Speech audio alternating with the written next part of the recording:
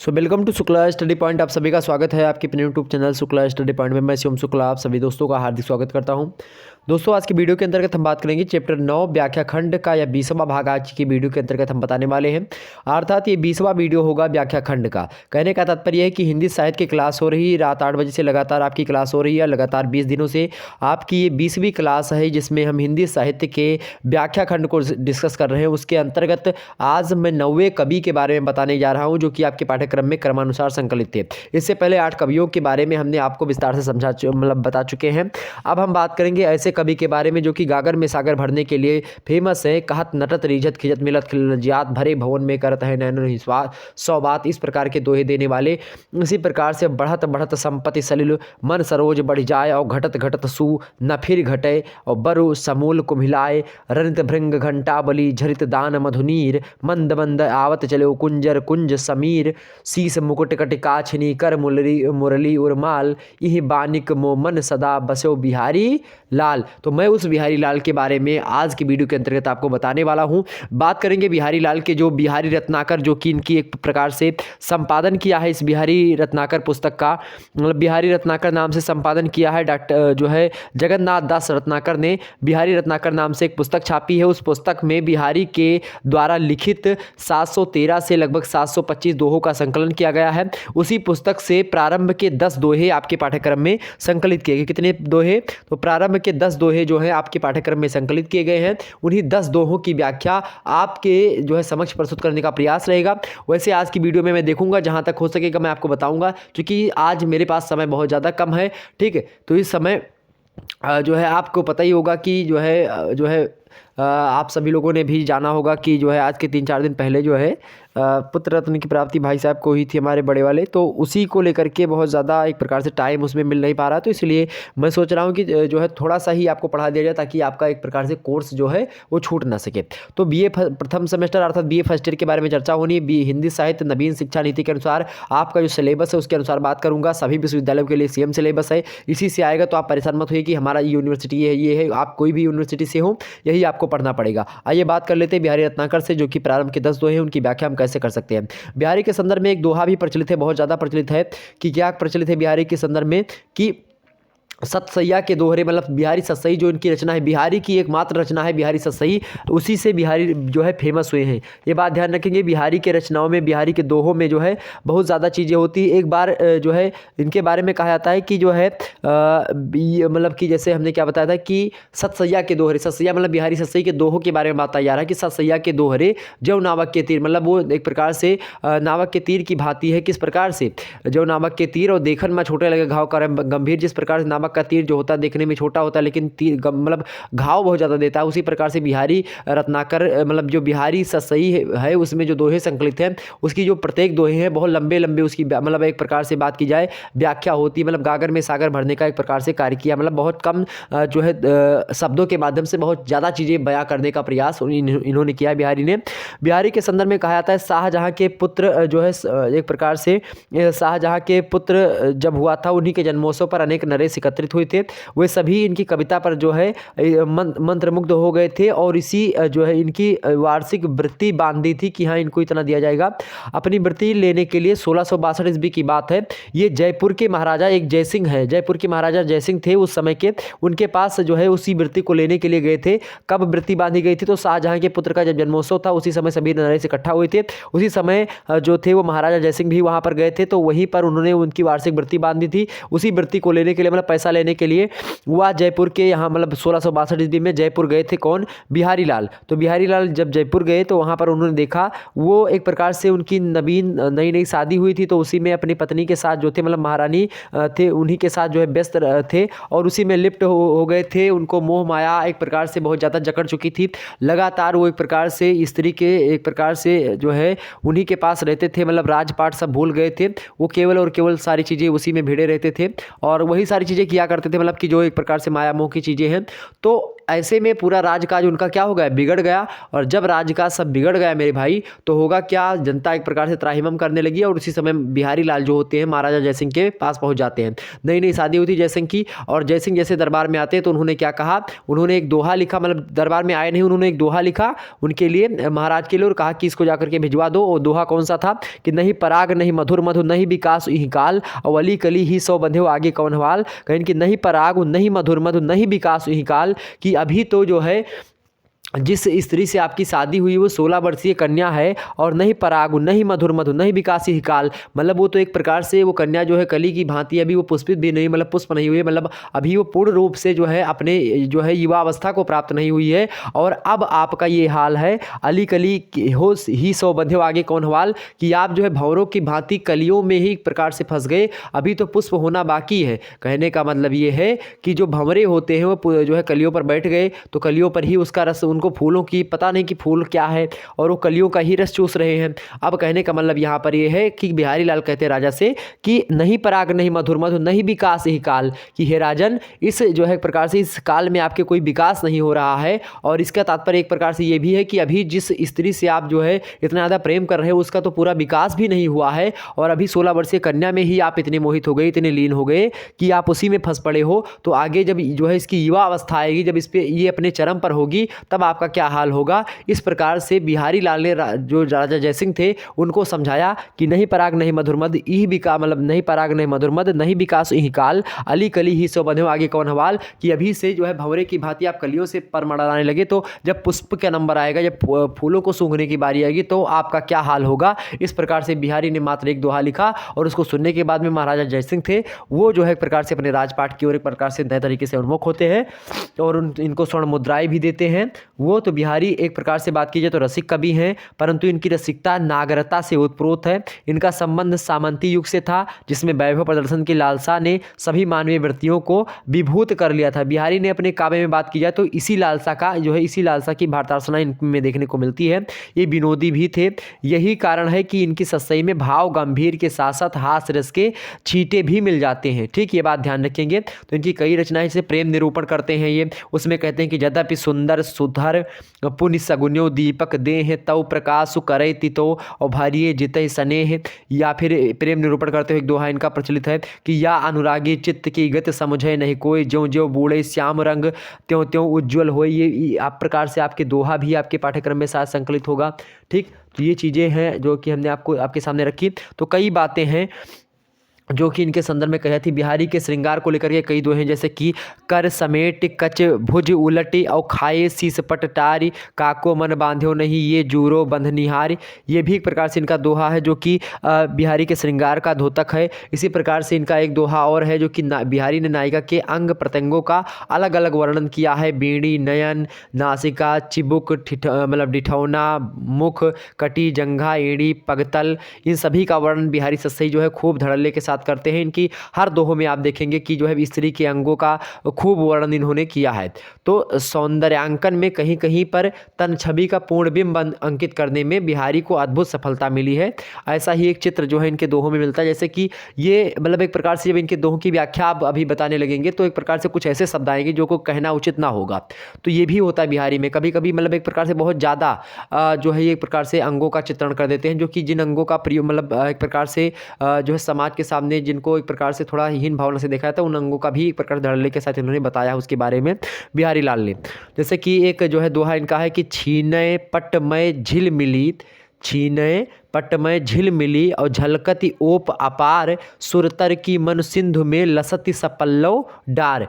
तो बिहारी के वियोग श्रृंगार मतलब वियोग श्रृंगार का भी वर्णन इनका, जैसे कि देखें तो करके मीड़े कुसुम लो गई बिरह कुंभिलाए, सदा समीपन सखिन हूँ नीठ पिछानी जाए। कई प्रकार के दोहे इनके जो है प्रचलित है। हालांकि जो दोहे आपके पाठ्यक्रम में संकलित है उनकी व्याख्या में करते सबसे ज़्यादा दोहा तो इनका ही प्रचलित है। सभी लोगों को पता होगा कि कहत नटत रिझत खिजत मिलत खिलत लजियात, भरे भुवन में करत है नैनो नहीं सो बात। एक नायक है, एक नायिका है, और वो नायक और नायिका उसके घर वाले वाले भी बैठे हैं उसी कमरे में, और एक कमरे में जो है वो प्रकार से नायक और नायिका बैठे हैं, नायक और नायिका के घर वाले भी बैठे हैं, और सभा जो है लगी हुई है, सभी लोग बैठे हैं। उनमें से एक नायक है, एक नायिका है।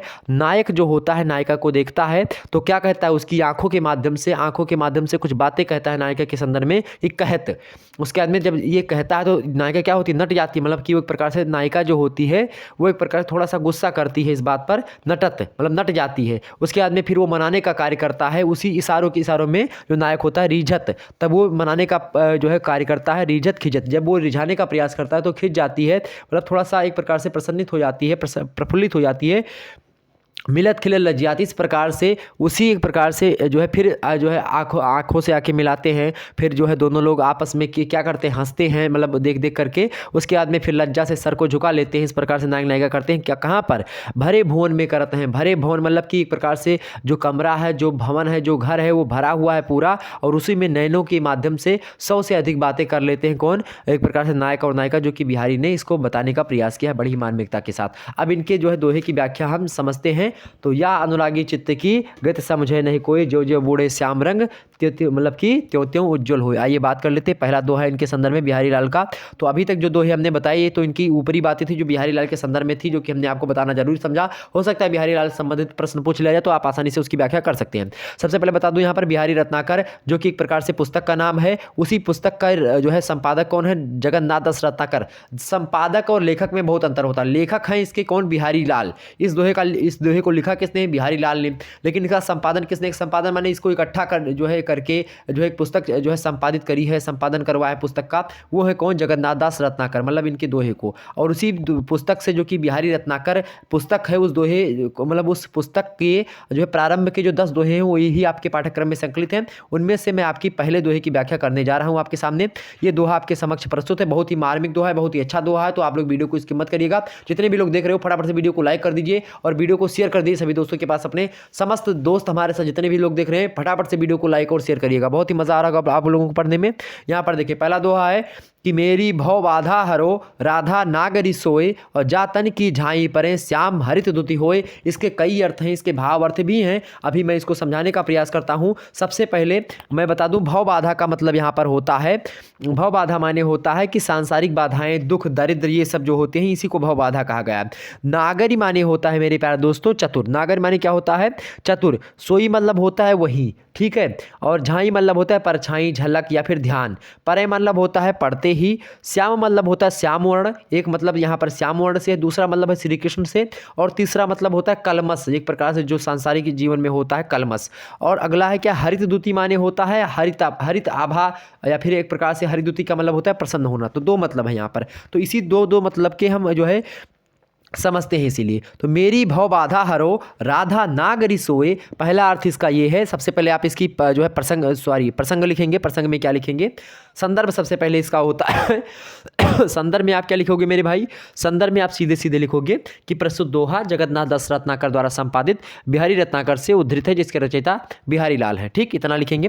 प्रसंग में आप लिखेंगे कि जो है क्या लिखेंगे प्रसंग में मेरे भाई कि प्रस्तुत दोहे में कवि और बिहारी ने परंपरागत ढंग से अपनी रचना की निर्विघ्न संपत्ति मतलब समाप्ति के लिए राधा की स्तुति करी है, ताकि हमारी रचना जो हो निर्विघ्न समाप्त हो। इसमें रचना में जब हम लिखने जा रहा हूँ जो रचना बिहारी से सही, उसमें कोई विघ्न ना आए, इस प्रकार से बिहारी पहले राधा जी की वंदना शुरुआती दोहे में करते हैं। इस प्रकार से दोहे व्याख्या करते हुए कहते हैं, इस दोहे की बात की जाए तो इसकी 3 जो है अर्थ लगाए जाते हैं, और बिहारी के सभी दोहों के बात की जाए तो 1 से अधिक अर्थ होते हैं, लेकिन मैं इसका पहला अर्थ आपके सामने प्रदर्शित करने जा रहा हूँ। कहाँ क्या है कि मेरी भव बाधा हरो राधा नागरी सोए। कवि और बिहारी कहते हैं कि जिस चतुर राधा के सुंदर तन की झलक पढ़ते मात्र मतलब पढ़ने मात्र से मेरी भव बाधा हरो राधा नागरी सोए। सबसे पहले दूसरी लाइन की व्याख्या देखेंगे तो पहली लाइन अभी आएगी।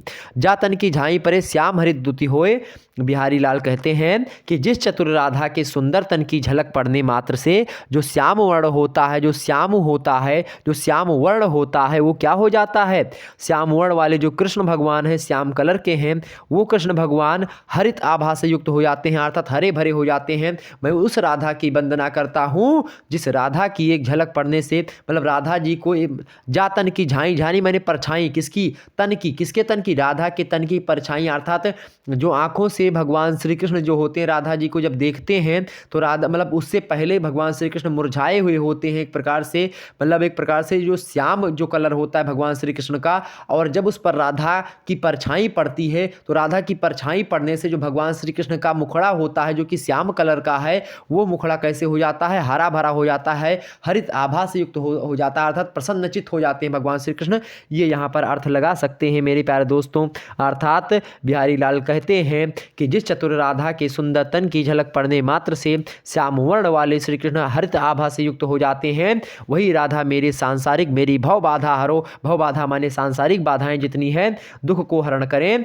ऐसा कहते हैं कि राधा गौर वर्णी है, और जो गौर वर्ण होता है जब उसकी आभा श्याम वर्ण पर पड़ती है तो क्या हो जाता है, श्याम वर्ण हरा हो जाता है। ये एक प्रकार से फैक्ट बात भी है। तो यहाँ पर ये बातों का मेंशन करने का प्रयास यहाँ पर किया गया है। कहने का मतलब ये है कि मैं उस राधा की वंदना करता हूँ जो राधा क्या करती, जिस राधा के एकमात्र झलक पड़ने से जो भगवान श्याम का हरित वर्ण मतलब एक प्रकार से श्याम वर्ण है वो हरित वर्ण में मतलब हरित आभा से युक्त हो जाता है। मैं उस राधा की कल्पना कर मतलब उस राधा की वंदना करता हूं कि मेरी भव बाधा और वह राधा मेरी भव बाधा हरे, मतलब सांसारिक जो दुख दरिद्र है इसका हरण करे। इस प्रकार से बिहारी लाल इस दोहे में कहते हैं। तो पहले दोहे की व्याख्या का पहला अर्थ ये था। दूसरा अर्थ इसका समझो, दूसरा अर्थ क्या है मेरे भाई, इसका दूसरे अर्थ के बारे में मैं बता दूं आपको। दूसरा अर्थ जो इस दोहे का है वो ये है कि इसमें कवि कहता है कि जिस चतुर राधा के रूप लावण्य का दर्शन मात्र से ही श्री कृष्ण प्रसन्न हो जाते हैं। एक तो अर्थ यहाँ पर ये है। तो एक तो हरा वाला अर्थ जो हमने आपको बताया कि जब जो होता है, एक तो कलर वाला, पहला अर्थ क्या है, कलर से तात्पर्य वहाँ पर है कि ऐसा जो है ऐसी राधा जी की एक प्रकार से जो है गौर वर्ण है, मतलब इतनी सुंदर राधा जी हैं कि जिनके एक प्रकार से जो गोरे कलर का एक प्रकार से उनका मुखड़ा है, जब उसकी परछाई श्याम वर्ण वाले अर्थात काले या फिर सांवले वर्ण के भगवान श्री कृष्ण के ऊपर उनकी परछाई पड़ती राधा जी की, तो वो जो क्या हो जाती, हरित मतलब हरा हरा हो जाता है एक प्रकार से भगवान श्री कृष्ण। मतलब कहने का मतलब ये है जबकि जब आप हरा कलर मिलाओगे और मतलब हरा कलर बोल रहा हूँ, जब आप काला वर्ण मिलाओगे मतलब जो एक प्रकार से जो है सांवला टाइप का जो वर्ण कलर होता है वो कलर आप मिलाओगे, और जो गोरा कलर होता है एक प्रकार से गेहुआ कलर, वो कलर मिलाओगे तो कौन सा कलर बनेगा। यहाँ पर एक प्रकार से बिहारी लाल ने इसको भी डिनोट करने का प्रयास किया। तो कौन सा कलर बनेगा भाई, तो जो है हरा कलर बन जाएगा। ये यहाँ पर बताने का प्रयास पहला अर्थ। दूसरा अर्थ इसका ये है कि यहाँ पर कवि कहते हैं कि जिस चतुर राधा के रूप लावण्य का दर्शन मात्र से हो जाने से श्री कृष्ण भगवान क्या हो जाते हैं, प्रसन्न हो जाते हैं। जा तन की झाई पर, मतलब उनकी जैसे दर्शन, झाई माने एक प्रकार से दर्शन होना, ठीक, या ध्यान होना सा, ठीक। तो जिस राधा के दर्शन मात्र पा जाने से श्याम हरित होते हुए मतलब भगवान श्री कृष्ण प्रसन्न हो जाते हैं। मैं उसी राधा से हमारा अनुरोध है, बिहारी लाल कहते हैं कि उसी राधा से हमारा अनुरोध है कि वे मुझे सांसारिक आपदाओं से मुक्ति प्रदान करें। मैं उसी राधा की वंदना करता हूँ। और इस दोहे में बात की जाए दूसरे अर्थ में, राधा और कृष्ण के प्रेम की गूढ़ता प्रदर्शित की है। वहाँ पर कलर के बारे में बताया गया था पहले अर्थ में। दूसरा अर्थ यहाँ पर यह है कि यहाँ पर राधा और कृष्ण के प्रेम को दिखाने का प्रयास किया गया, उसकी एक झांकी प्रस्तुत है। आगे देखते हैं अगले अर्थ के बारे में। अगला अर्थ इसका क्या हो सकता है, तीसरा अर्थ समझो भाई। तीसरा अर्थ इसका ये हो सकता है कि यहाँ पर कवि कहता है, क्या कहता है कि चतुर राधा का ध्यान करने मात्र से भक्त जनों के दुख दारिद्र श्याम वर्ण के समस्त कलमश जो होते हैं दूर हो जाते हैं। मतलब कहने का मतलब ये है कि मैं उस राधा की वंदना करता हूँ, राधा नागरी सोई, मतलब उस राधा की मैं वंदना करता हूँ। जातन की झाई परे श्याम हरि दुत हुए, मतलब कि जो श्याम मतलब कि जो हमारे जीवन में जो कलमश है, जो कि एक प्रकार से गलत चीज़ें हैं या फिर हमारे अंदर जो मनोविकार हैं, मैं वो हनन हो जाते हैं राधा के परछाई मात्र से। कहने का मतलब यहाँ पर ये है कि जो जीवन के समस्त कलमश होते हैं वह दूर हो जाते हैं, अर्थात जो समस्त जो आपके मनोविकार होते हैं उनका प्रभाव जो होता है वह शून्य हो जाता है। मात्र राधा जी के नाम जपने से, मात्र राधा जी के नाम स्मरण मात्र से हमारे जीवन के समस्त कलमश दूर हो जाते हैं। एक इसका यह अर्थ है कि मैं उस राधा रानी की कल्पना करता हूँ जिसके एक प्रकार से भगवान श्री कृष्ण क्या हैं, जिनके पति हैं, और मतलब पति बोल रहा हूँ, जिन भगवान राधा मतलब जो एक प्रकार से जो श्याम वर्ण है, यहाँ पर श्याम वर्ण भगवान श्री कृष्ण के लिए नहीं, यहाँ पर श्याम वर्ण का मतलब ये है कि जीवन का जो समस्त कलमश है वो समस्त जो श्याम कलर का कलमश है, मतलब कि जो मनोविकार का तात्पर्य यहाँ पर से लाता है, जो मनोविकार है वो मनोविकार मात्र झाई पड़ने से, मतलब मात्र राधा रानी के ध्यान करने से ही वो जो मनोविकार होते हैं वो नष्ट हो जाते हैं। जीवन के काम क्रोध मदलोभ ईर्ष्या द्वेष छल कपट ये सब जो होते हैं जीवन के जो तमाम सारे वो नष्ट हो जाते हैं मात्र राधा रानी के नाम सुमरण करने से। तो एक प्रकार से मेरी भव बाधा और राधा नगर सोई कवि और बिहारी कहते हैं कि मैं उस राधा की वंदना करता हूँ, मैं उस राधा की एक प्रकार से उस राधा को ध्यान करता हूँ जिनके ध्यान मात्र से ही सारे कलमश जीवन के दूर हो जाते हैं, सारे कलमशों के प्रभाव शून्य हो जाते हैं। तो यहाँ पर ये 3 अर्थ इस दोहे के लगाए जा सकते हैं। ये दोहा बहुत ही फेमस है, ये दोहा आपके एग्जाम्स में आ सकता है। तो इस दोहे की व्याख्या आपके समस्त मुखमंडल मतलब मेरे मुखमंडल के माध्यम से आपके कर्णमंडल तक पहुंच चुकी होंगी। आप लोगों ने अगर इस दोहे की व्याख्या को आसानी से समझा तो वीडियो को लाइक और शेयर जरूर करें दबा करके। चलिए सभी लोगों को वीडियो को शेयर कर दीजिए अपने दोस्तों के पास। आइए आगे बढ़ते हैं और अगले दोहे की व्याख्या हम समझते हैं। अगला दोहा आपके सामने प्रस्तुत है, आपकी स्क्रीन पर दिखाई पड़ा होगा। दूसरा दोहा बिहारी रत्नाकर का, जो कि जगन्नाथ दास रत्नाकर द्वारा संपादित पुस्तक में संकलित है। प्रारंभ का दूसरा दोहा है कि अपने अंग के जान निकय और जो वन नृपति प्रवीण अस्तन मन नयन नितंब कौ बढ़ो इजाफा कीन। ये भी एक प्रकार से स्त्री के अंगों का ही एक प्रकार से स्त्री के अंग कैसे बढ़ते हैं उनके बारे में यहाँ पर बताने का प्रयास करा गया है। उनके मतलब उनमें क्रिया होती है कुछ, तो उस क्रिया के तदुपरांत उसके बाद में उनके अंगों में किस प्रकार से एक वेग बढ़ोतरी होती है उसके बारे में यहाँ पर बिहारी लाल बताने का प्रयास करते हैं। इस दोहे के प्रसंग में आप वही लिखेंगे जो हमने पहले बताया था कि प्रस्तुत दोहा जगन्नाथ दास रत्नाकर द्वारा संपादित बिहारी रत्नाकर से उद्धृत है, जिसके रचयिता बिहारी लाल हैं। ठीक, प्रसंग में क्या लिखेंगे? प्रसंग में यहाँ पर लिखेंगे, हालांकि वहाँ पर हमने जो है प्रसंग में अभी यहाँ पर बता दूँ, यहाँ पर आपको विशेष में कुछ बातें लिखनी है। विशेष में यहाँ पर क्या लिखेंगे? विशेष में यहाँ पर लिख दीजिएगा कि जो है यहाँ पर श्लेष काव्यलिंग पारिकर और हेतु 4 अलंकार जो है यहाँ पर है इस रचना में। मतलब एक ही दोहे में 4 अलंकारों का प्रयोग, श्लेष अलंकार है, काव्यलिंग है, पारिकर है तथा हेतु अलंकार का प्रयोग दर्शनीय है। ये आप वहाँ पर लिख सकते हैं। साथ ही साथ झाई श्यामु हरित, इसमें श्लेष अलंकार है, ऐसे आप लिख सकते हैं डायरेक्ट। ठीक, और तन में आप देखेंगे, तन में तो रूप अतिशयोक्ति अलंकार है, किसमें? जा तन की झाई पर है, मतलब इसमें रूप अतिशयोक्ति अलंकार का भी प्रयोग किया गया है। और भी आप तीनों जो है जो अर्थ हैं उसके बारे में आप बता सकते हैं कि हरा भरा होना एक मुहावरा है। तो इस दोहे में हरा भरा होने का भी एक प्रकार से मुहावरे का प्रयोग हुआ है कि श्याम हरित द्युति होए। हरा भरा होना मतलब कि प्रसन्नचित होना, ये मुहावरा, तो उसका भी प्रयोग किया गया। तो ये विशेष में बातें आप डाल सकते थे। हालांकि इसके प्रसंग में आप क्या लिखेंगे? दूसरे दोहे का प्रसंग आप लिख सकते हैं बड़े आसानी से। कौन सा प्रसंग रहेगा? लिखेंगे कि प्रस्तुत पंक्तियों में या प्रस्तुत दोहे में नव यौना मुग्धा नायिका के शरीर में आए अचानक परिवर्तन को कवि ने राजतंत्र के रूपक के रूप में प्रस्तुत किया है। मतलब जिस प्रकार से राजतंत्र में एक प्रकार से राजतंत्र के आने से किस प्रकार से राजतंत्र, मतलब जब राजतंत्र आ जाता है तो उसके आने से किस प्रकार से जो है समाज बदलता है। जिस प्रकार से एक स्त्री का जब एक प्रकार से यौन समागम हो जाता है और संभोग के तदुपरांत जब उसके जो है जो तमाम सारे अंग होते हैं किस प्रकार से उनमें बढ़ोतरी होती है, वृद्धि होती है, उसके बारे में यहाँ पर कवि और बिहारी बताने का प्रयास करते हैं। आइए समझते हैं एक एक दोहे को।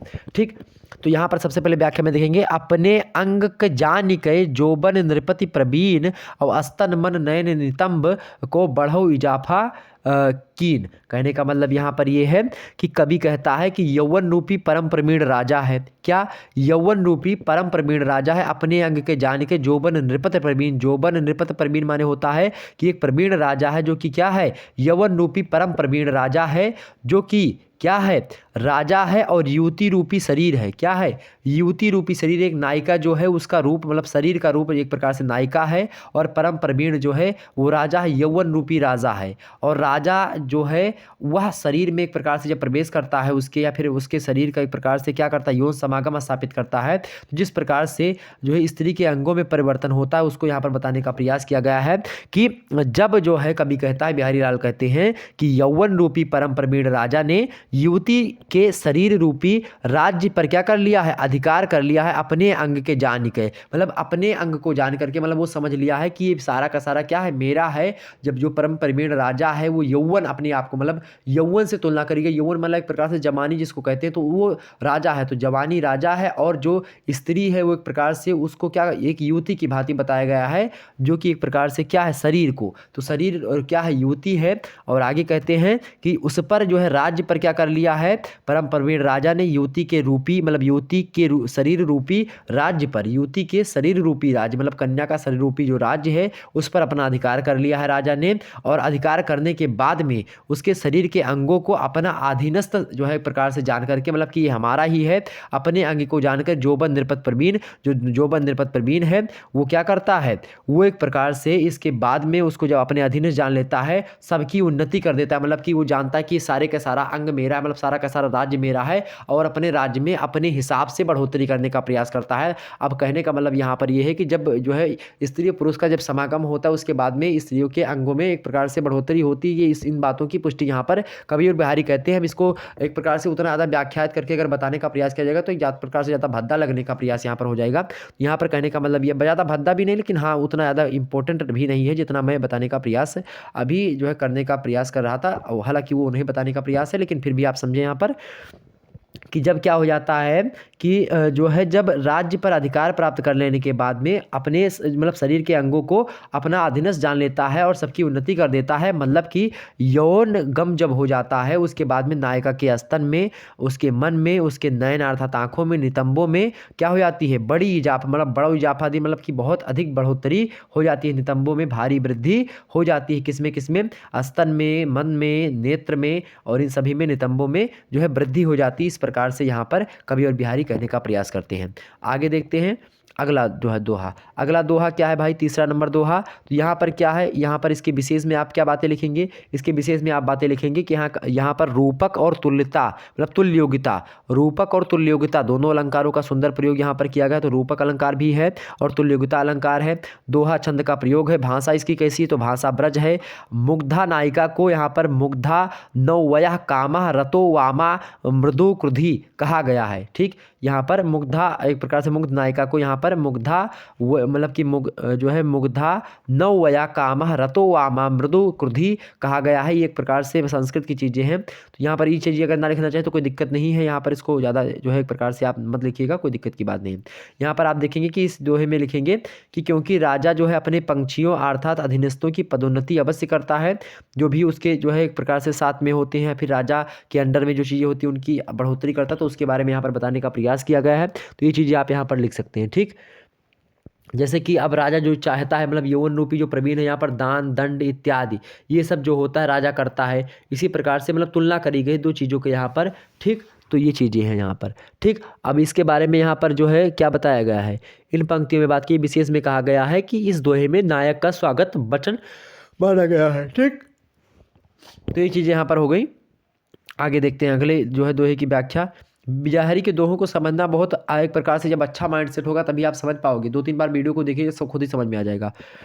तीसरा है कि अर तय टरत मतलब कि अर तय टरत ना वर परे और दई मरक मन मैन होड़ा होड़ी बढ़ चले चित चतुराई नयन। इसकी व्याख्या देखेंगे। सबसे पहले इसके एक प्रकार से प्रसंग को देख लीजिए। इसका प्रसंग क्या है भाई, इसका प्रसंग क्या है, प्रसंग का मतलब यहाँ पर ये है, प्रसंग में बताया गया है कि यहाँ पर नव यौवना नायिका की, उस पहले दोहे में दूसरे दोहे में किसकी व्याख्या, तो मुग्धा नायिका के बारे में बताया गया था, लेकिन यहाँ पर नव यौवना नायिका की शोभा से रीझ कर नायक उसकी प्रशंसा करता हुआ अपने मन में कहता है, अपने मन ही मन जो है नायक कहता है, क्या कहता है, दई नरक मनमैन अर मतलब कि अर तय टरत न बर परे और दई मरक मनमैन होड़ा होड़ी बढ़ चले चित चतुराई नयन। यहाँ पर समझने का प्रयास करिए। व्याख्या यहाँ पर जो है कवि और बिहारी कहते हैं कि एक नायक है, वह नायिका जो है नायिका का नव यौवन आ चुका है, मतलब एक प्रकार से जो है वो अपनी युवावस्था को प्राप्त है और उसकी युवावस्था को देखते हुए नायक जो होता है अपने मन ही मन में उसके जो है यौवन को देख करके, उसके एक प्रकार से रूप लावण्य को देख करके अपने मन ही मन में तमाम सारी बातें करता है। वो बातें क्या है, ये दोहे के माध्यम से बताने का प्रयास करता हूँ। वो कहता है कि आहा, इस स्त्री के शरीर में यौवना आगमन के कारण उमंग भरे हुए चित्त, मतलब उसका जो मन है उसमें उमंग भरा हुआ है, और चतुराई और नयन जो है एक प्रकार से अपने अपने हट से नहीं हटते। मतलब कहने का मतलब यहाँ पर यह है कि होड़ा होड़ी बढ़ चले चित्त चतुराई नयन, मतलब ना तो उनका चित्त जो है चित्त में क्या हुआ है, मतलब उसका जो मन है वो उमंगों से भरा हुआ है, उसकी चतुराई जो है एक प्रकार चतुर सीमा पर है, मतलब चतुराई भी उसके अंदर बहुत ज़्यादा है। नयन भी उसके एक प्रकार से क्या है, मतलब कटाक्ष करने वाले नयन है। नयन जो है अपने हट से नहीं हटते, मतलब कटाक्ष करने वाले नयन है, मतलब जो है एक प्रकार जिसको कहते हैं तिरछी निगाह, एक प्रकार से जो निगाहों की तुलना की जाती है। तो उस प्रकार से यहाँ पर तुलना करते हुए वो कहता है मन ही मन में कि वो मतलब उसके हट से नहीं हटते हैं और होड़ा होड़ी परस्पर एक प्रकार से जो है लाग डांट करके होड़ा होड़ी लगी है, होड़ा होड़ी बढ़ चले और होड़ा होड़ी बढ़ चले तो चतुराई देर मतलब कि होड़ा होड़ी लगी है परस्पर में, मतलब सभी चीज़ों में मन ही मन में वो होड़ा होड़ी चल रही है, परस्पर लाग डांट करके जो है बढ़ चले हैं। और मानो मदन ने मतलब इन्हें बढ़ावा दे रखा है, ऐसा बात यहाँ पर बताइए। मदन ने मानो बढ़ावा दे रखा हो, इस प्रकार से मन ही मन में वो सोचता है। क्या सोचता है कि इस स्त्री के शरीर में यौवनागमन के कारण मतलब जब यौवन आ गया है, मतलब युवावस्था आ चुकी है, उसके कारण से उमंग से भरे हुए चित्त हैं उसकी चतुराई है और नयन जो हैं अपने अपने हट से नहीं हटते हैं, वो अपने आप में अड़े हुए हैं, मतलब होड़ा होड़ी परस्पर जो है लाग डांट करके बढ़ चले हैं सभी, मानो मदन ने बढ़ावा दे रखा हो। इस प्रकार से ये बातें बताई गई। मदन मतलब होता है मतलब इन्हें एक प्रकार से, तो इन्हें बढ़ावा दे रखा हो, इस प्रकार से यहाँ पर बताई गई बातें हैं।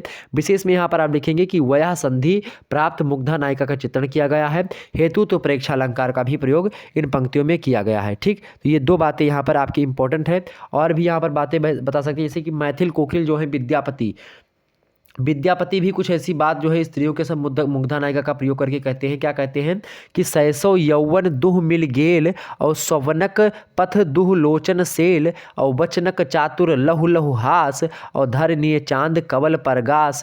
ये मैथिल कोकिल कहे जाते हैं विद्यापति की एक उपाधि है मैथिल कोकिल, विद्यापति को कहा जाता है। वो भी इसी दोहे के संदर्भ में मतलब भाव साम्य के रूप में आप लिख सकते हैं, हेडिंग में लिखेंगे भाव साम्य में लिख सकते हैं कि सैसो यौवन दुह मिल गेल और सवनक पथ दुह लोचन लेल और वचनक चातुर लहु लहु हास और धरने चांद कवल परगास, ये लिख सकते हैं। और जो है ये चीज़ें यहाँ पर हमने आपको बताने का प्रयास किया। तो इसकी व्याख्या हो गई तीसरे दोहे की। अब बात करते हैं चौथे दोहे की व्याख्या, यहाँ पर समझिए आप सभी लोग। चौथा दोहा आपका है कि औरे ओप कनी मतलब कनी निकनू और गनी घनी सिरताज और मनी धनी के नेह की बनी छनी पट लाज। क्या कि औरे ओप कनी निकनू गनी घनी सिरताज और मनी घनी मतलब मनी धनी के नेह की और बनी छनी पट लाज। सबसे पहले यानी इनमें आप देखेंगे वृत्त्यानुप्रास बहुत ज़्यादा है।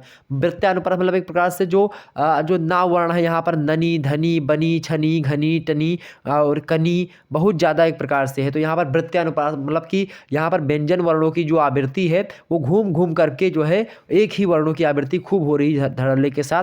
तो यहाँ पर वृत्त्यानुप्रास है। साथ ही साथ ब्रज भाषा का खूब अच्छा प्रयोग यहाँ पर इन्होंने करने का प्रयास किया है। अब इसकी व्याख्या समझे। सबसे पहले प्रसंग समझे। प्रसंग में यहाँ पर जो नव यौवना मुग्धा है, जो नायिका मुग्धा नायिका है, नव यौवन आ चुका है उस नायिका का जिसको मुग्धा नायिका कहा जाता है। जब जिस नायिका के एक प्रकार से जब वो नव यौवन को प्राप्त होती है, मतलब कि जब वो अपनी युवावस्था को प्राप्त होती है, चरम सीमा पर होती है, तो उसको मुग्धा नायिका कहा जाता है। तो उसी मुग्धा की आंखों की पुतलियों में यौवनागमन के कारण से मतलब जब यौवन का आगमन हो गया है उसके कारण से विलक्षण प्रभा तथा लज्जा का संचार हो गया है।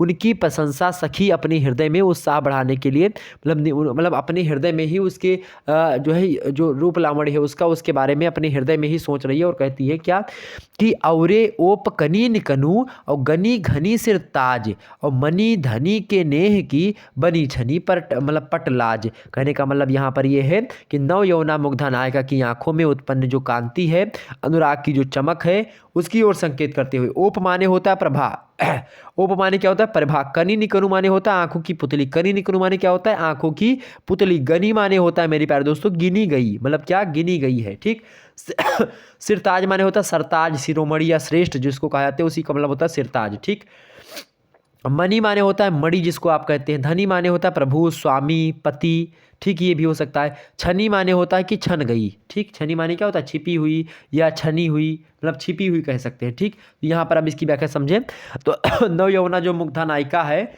उसकी आंखों में जो उत्पन्न कांति है, क्या है उसकी आंखों में जो उत्पन्न कांति है, अनुराग की जो चमक है, उसकी ओर संकेत करते हुए एक सखी जो है वह कहती है, क्या कहती है कि अपनी प्रभा वाली कनिकाओं के कारण, कनिकाओं माने होता है जो आंखों की पुतली है उनको कनिका कहा जाता है।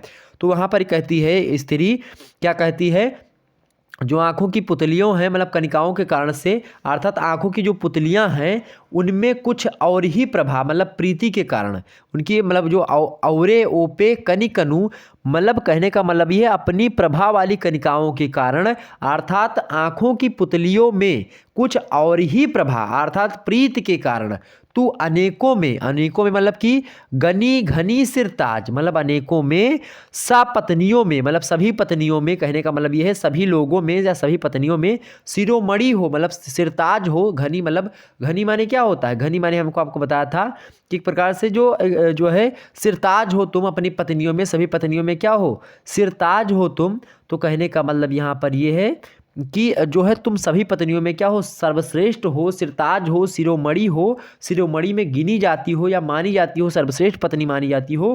क्योंकि मणि धनी के नेह की बनी छनी पटलाज, क्योंकि तेरी ये जो दीप्तवान जो पुतलियां हैं मणि धनी के नेह की बनी छनी पटलाज, तेरी जो ये दीप्तवान मतलब जो एक प्रकार से उजाला उत्पन्न करने वाली जो पुतलियां हैं वो लज्जा रूपी पट में छिपी हुई हैं।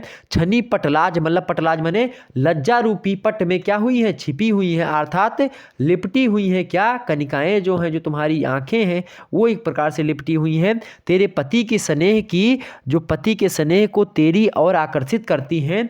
वो एक प्रकार से तुम्हारी एक प्रकार से जो लज्जा रूपी जो पुतलियां हैं वो तुम्हारे पति को स्नेह की एक प्रकार से और जो क्या करती हैं, पति के स्नेह को तेरी ओर आकर्षित करती हैं, अपनी ओर देखने पर मजबूर करती हैं तेरी आंखों की पुतलियां। इस प्रकार से बिहारी लाल कहते हैं कि एक प्रकार से क्या बन गई हो पुतलियां, वो पुतलियां मणियां बन गई हैं कि मणि धनी के नेह की, मतलब वो प्रकार से वो क्या बन गई हैं, वो मणि बन चुकी हैं।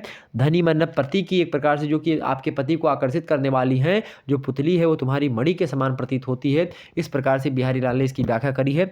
बड़ी एक प्रकार से लंबी चौड़ी व्याख्या हमने आपके सामने प्रस्तुत कर दी और आपके साथ इतनी बातें समझ में ना आई होंगी, लेकिन अगर आई हैं तो आप फिर से एक बार वीडियो को देख लीजिएगा। कहने का मतलब ये है यहाँ पर क्या हुआ है, नायिका की प्रशंसा सखी अपने हृदय में उत्साह बढ़ाने के लिए निमित्त करती है और कहती है कि अब तू अपनी और ही ओप अर्थात प्रभाव वाली कनिकाओं के कारण अनेक पत्नियों अर्थात सा पत्नियों में शिरोमणि गिनी जाती हो, क्योंकि ये तेरी कनिकाएं जो हैं लज्जा रूपी पट में छिपी हुई हैं या लिपटी हुई हैं। पति के स्नेह अर्थात प्यार की अर्थात पति के स्नेह को तेरी ओर आकर्षित करने वाली मणियां बन चुकी हैं। ये बात यहाँ पर बिहारी लाल कहते हैं कि एक सखी अपने मन में इस प्रकार से, एक सखी को देखने के बाद में उत्साह से अपने मन में ही बातें जो है करती है। ठीक, विशेष यहाँ पर क्या है कि कनि निकनु मतलब कनि निकना शब्द के संबंध में कारक का बहुवचनांत रूप यहाँ पर प्रस्तुत किया गया है। साथ ही साथ यहाँ पर आप देखेंगे इन पंक्तियों में ब्रज भाषा का सुंदर प्रयोग है ही और वृत्यानुप्रास भी है। ठीक, यहाँ पर चौथे दोहे की व्याख्या हो गई। अब बात करते हैं पांचवें दोहे की व्याख्या। पांचवा दोहा आपके सामने यहाँ पर है कि जो है सन कज्जल चख झख लगन उपजो सुदिन स्नेहु और क्यों न निरपति हैं भोग वये और लहि सुदेश सब देहु। ये एक प्रकार से दोहा है बिहारी लाल का पांचवा दोहा।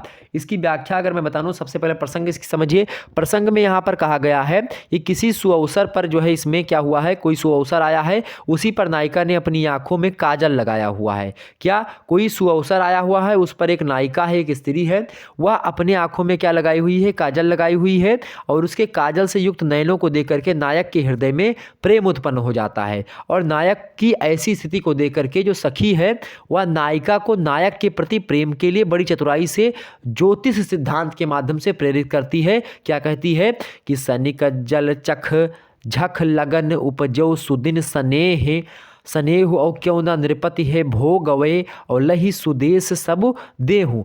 मतलब इसमें देखेंगे आप इन पंक्तियों में मेरे प्यारे दोस्तों, तो इन पंक्तियों में आप देखेंगे कि यहाँ पर ज्योतिष के बारे में बताया गया है। भाषा का साहित्यिक रूप यहाँ पर इस प्रस्तुत किया गया है। ब्रज भाषा का प्रयोग है। सांग रूपक अलंकार इस दोहे में है। बिहारी का ज्योतिष में गहरे का मतलब गहरा ज्ञान है और उसी जो है गहरे ज्ञान का यहाँ पर एक प्रकार से दिखाई पड़ता है गहरा ज्ञान बिहारी का। ठीक, तो उसको हम समझने का प्रयास करते हैं। ठीक है, तो यहाँ पर देखें आप सभी लोग, यहाँ पर क्या है, सनिस कज्जल चख झख लगन उपजो सुदिन स्नेह क्यों न निरपति हैं भोग गवे लय सुदेश सब दे हैं। व्याख्या में आप यहाँ पर जो है देख सकते हैं, ज्योतिष के सिद्धांत में माना जाता है मेरे प्यारे दोस्तों कि जन्म के समय यदि मीन लगन में, मतलब मीन एक राशि होती है 12 राशियों में से, तो अगर जन्म के समय मीन लगन में शनि आ जाए, अगर मीन लगन में मतलब कि मीन राशि में जो शनि ग्रह होता होता है वह प्रवेश कर जाए।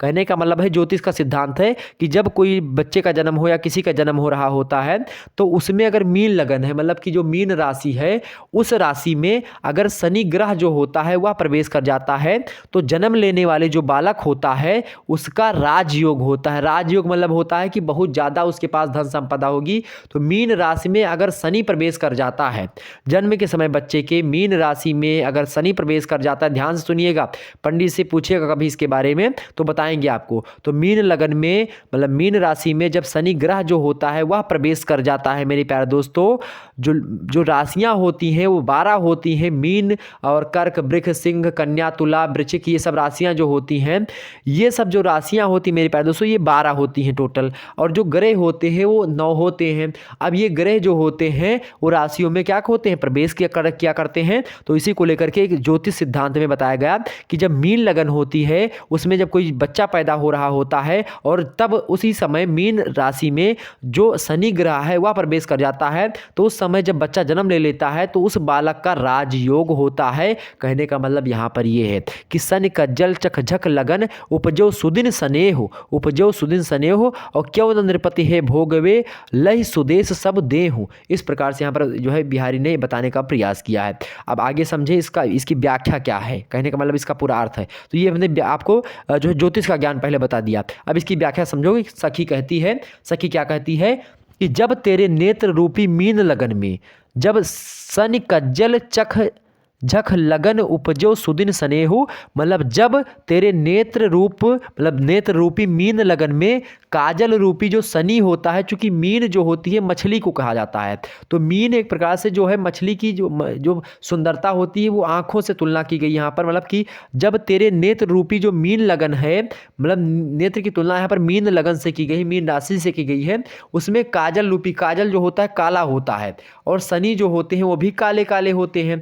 तो कहने का मतलब यह है कि काजल रूपी जो शनि है वह उपस्थित था जब तुम्हारे आँख जो थे, जो मीन राशि की आँखें हैं, मतलब मीन राशि की भांति जो आँखें हैं उसी रूपी जो आँखें हैं वो काजल रूपी शनि जो है वहाँ पर उपस्थित था। अर्थात आँखों में अगर आपके काजल लगा है तो समझो क्या है, राजयोग है।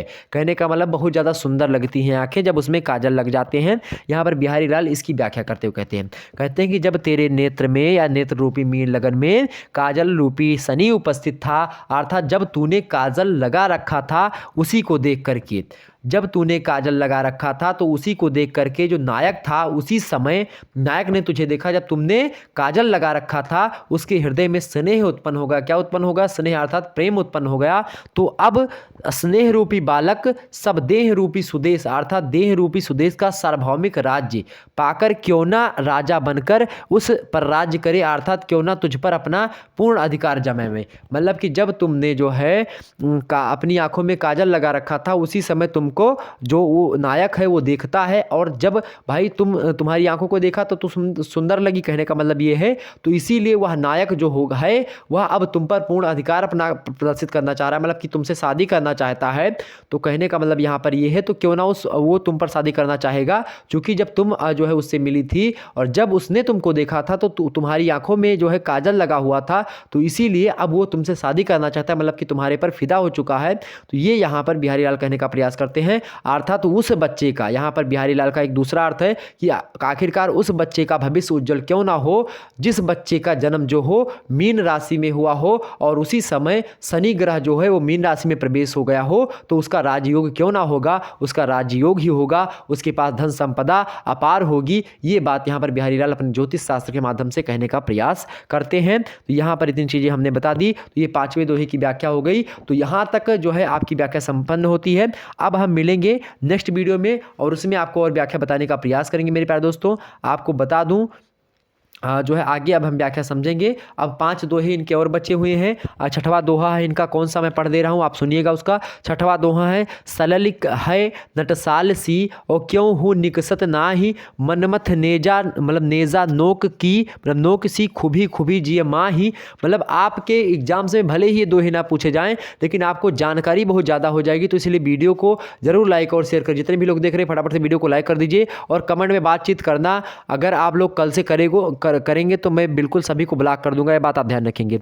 अगला दोहा इनका और है, जुबती जोन में मिल गई नए को न होती लखाई, और सोंधे की डोरे लगी अली चली संग जाई। और अगला दोहा 8वां दोहा है, हौ रींझो लखी रीझ हूँ छाबिने, मतलब छवि ही छबीले लाल, और सोन जूही सी होती दुति मिलत मालती माल। और 9वां दोहा है कि बहके सब जिए की कहत, और ठौर कुठौर लखै ना, और छिन और से ए छवि झांके नैन। और जो 10वां दोहा है, फिर चित उत ही रहतु, और टूटी लाज की लाओ अंग अंग, छवि झौर में भयो भौर की नाव। ये जो है 10वां दोहा।